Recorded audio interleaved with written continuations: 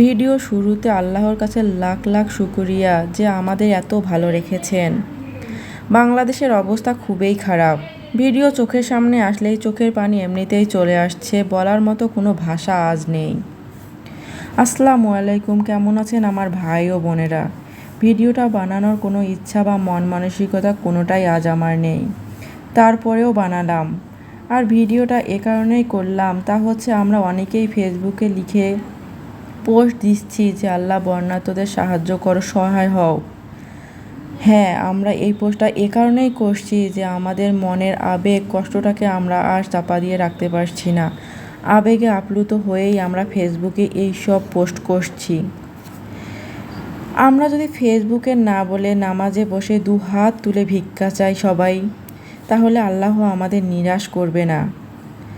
আসুন আমরা সবাই নামাজে বসে তাদের জন্য দোয়া করি। আজ জুম্মার দিন, পবিত্র একটা দিন। নিশ্চয়ই আল্লাহ আমাদের দোয়া কবুল করে নেবে।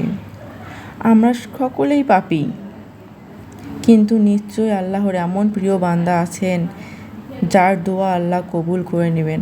আর কার দোয়া আল্লাহ কবুল করে নেবেন সেটা আমরা কেউ জানি না।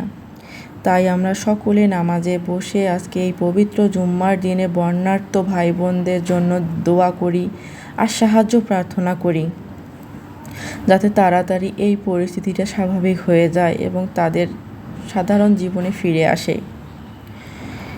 যদি আমার কথাগুলোর মধ্যে কোনো ভুল ত্রুটি হয়ে থাকে তাহলে আমাকে ক্ষমা করে দিবেন। সবাই ভালো থাকবেন। আজকে এই পর্যন্তই। আল্লাহ হাফেজ।